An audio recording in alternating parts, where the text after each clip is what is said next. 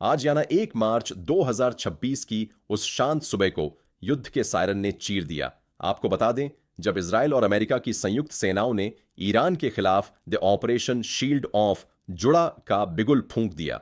यह सिर्फ एक सैन्य कार्रवाई नहीं, बल्कि मिडिल ईस्ट के भूगोल और भविष्य को बदलने वाला एक निवारक हमला बताया जा रहा है। तेहरान की सड़कों पर सन्नाटा है, लेकिन आसमान में इजरायली और अमेरिकी लड़ाकू विमानों की गर्जना और भीषण धमाकों ने पूरी दुनिया को हिलाकर रख दिया है।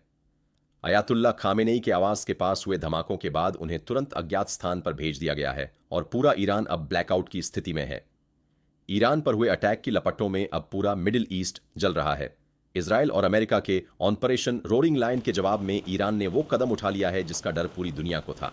ईरान ने इस जंग की आग को अब पूरे खाड़ी क्षेत्र में फैला दिया है। रिपोर्ट्स के मुताबिक ईरान ने पड़ोसी देशों यूएई और बहरीन पर भी मिसाइलें दाग दी हैं। यह हमला सीधे तौर पर अमेरिकी राष्ट्रपति डोनाल्ड ट्रंप की उस ईगो अटैक है जिसमें उन्होंने खाड़ी देशों को सुरक्षा का भरोसा दिया था। अब यह लड़ाई सिर्फ 2 देशों की नहीं, बल्कि पूरे मिडिल ईस्ट को राख में बदलने वाली महाजंग बन चुकी है।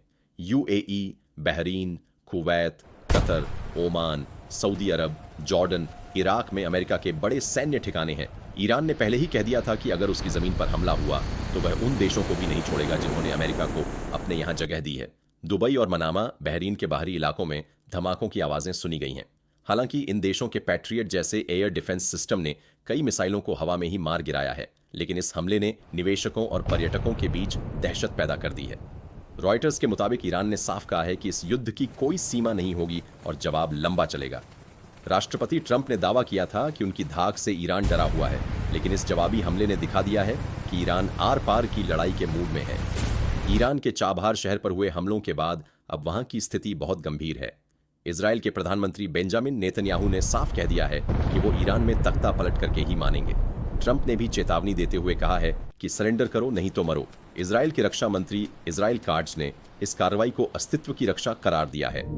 मीडिया रिपोर्ट के अनुसार ईरान अगले कुछ घंटों में इजराइल पर एक प्रलयकारी मिसाइल हमला करने वाला था।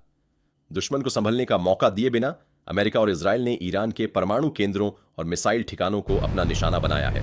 बता दें, तेहरान के ऊपर छाए धुएं के गुब्बार गवाही दे रहे हैं कि यह हमला पिछले दशकों की तुलना में कहीं ज्यादा घातक रहा है।